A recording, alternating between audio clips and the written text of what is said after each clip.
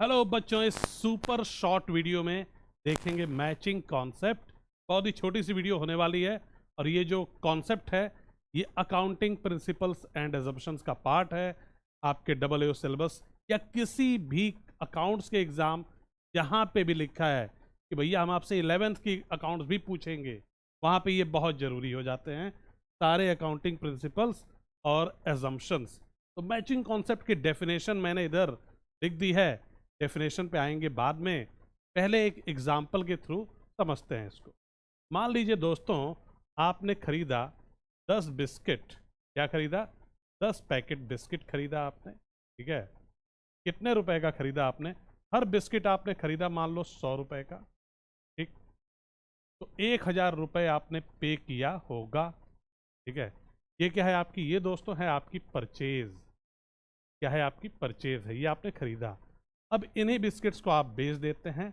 आपने बेच दिया 5 पैकेट बिस्किट।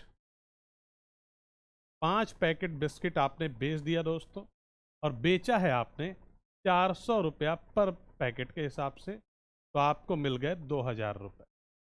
अब अगर मैं आपसे पूछूं कि आपकी प्रॉफिट कितनी हुई है, तो आप कहेंगे कि जो प्रॉफिट है हमारी वो 1000 रुपये है ना। आपकी प्रॉफिट कितनी दिख रही है यहाँ पे आपकी प्रॉफिट दिख रही है 2000 रुपये में हमने बेचा, 1000 रुपये में हमने खरीदा, तो जी हमारी हो गई 1000 रुपये की प्रॉफिट। ठीक, इस तरह से भी प्रॉफिट कैलकुलेट की जा सकती, लेकिन ये है बिल्कुल गलत। मैचिंग कॉन्सेप्ट आपसे क्या कहता है कि जो भी आपने रेवेन्यू कमाई है उसको आप उसी के एक्सपेंसेस से मैच करो। जनरली कई बार आप देखेंगे ढेर सारी बुक्स में पहले लिख देता है एक्सपेंसेस फिर रेवेन्यू। ठीक, बात वही है, राइट। तो जो भी आपने रेवेन्यू कमाया है उसको एक्सपेंसेस से मैच करो उसी अकाउंटिंग पीरियड का। ये भी एक इम्पॉर्टेंट पॉइंट। ठीक, अब देखिए जरा, जो आपने रेवेन्यू कमाई है दोस्तों वो 5 पैकेट बिस्किट बेच के कमाई है, तो आपको मैच करना पड़ेगा आपको 5 पैकेट बिस्किट का जो एक्सपेंस है उससे। यानी कि आपने 5 पैकेट बिस्किट बेचा है 400 रुपये में, 2000 मिले, लेकिन 5 पैकेट बिस्किट आपने खरीदा कितने में होगा? 5 गुणे 100, 500 रुपये में। मतलब ये जो 1000 रुपया दिख रहा है, ठीक है, आपने 5 पैकेट खरीदा है 500 में, बेचा है 2000 में, तो आपका जो एक्चुअल प्रॉफिट है वो है 1500 रुपीज़। सिर्फ इतनी सी बात कहता है मैचिंग कॉन्सेप्ट। ठीक है, क्या कहता है? जो भी आपने रेवेन्यू कमाया है उसको उसके कॉस्ट से मैच करो।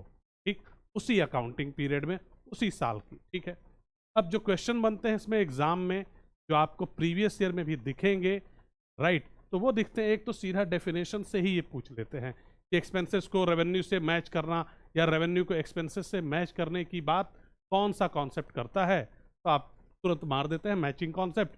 एक इजी सा क्वेश्चन बन जाता है, तो आपको मार्क्स मिल जाते हैं।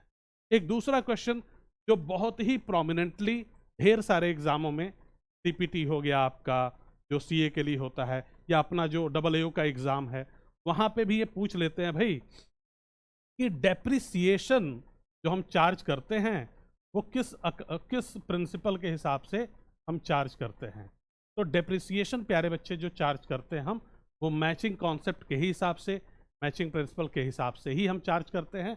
तो ये भी आपको एक ध्यान रखना है, एक और अच्छा क्वेश्चन बन जाता है इसमें। अब इसके बाद इसके अलावा आप क्वेश्चन जो देखेंगे, बेसिकली ये क्या करेंगे, फिर स्टेटमेंट बेस्ड 3-4 स्टेटमेंट्स आपको देंगे, उसमें एक मैचिंग का भी सही या गलत स्टेटमेंट होगा, बाकी कुछ अलग दूसरे कॉन्सेप्ट्स के भी स्टेटमेंट हो सकते हैं। तो वहाँ पे आपको सही वाले को आइडेंटिफाई या गलत वाले को आइडेंटिफाई, जैसा आपसे क्वेश्चन कह रहा है उस हिसाब से आप मार्क करते हैं। ठीक, तो यही इस पे क्वेश्चंस बनते हैं, और आप प्रीवियस ईयर्स खोल के देखेंगे आपको इस पे क्वेश्चंस जरूर दिखेंगे। ठीक है, तो चलिए, बस एक छोटी सी वीडियो थी ये, मैचिंग कॉन्सेप्ट के बारे में आपको बताना था।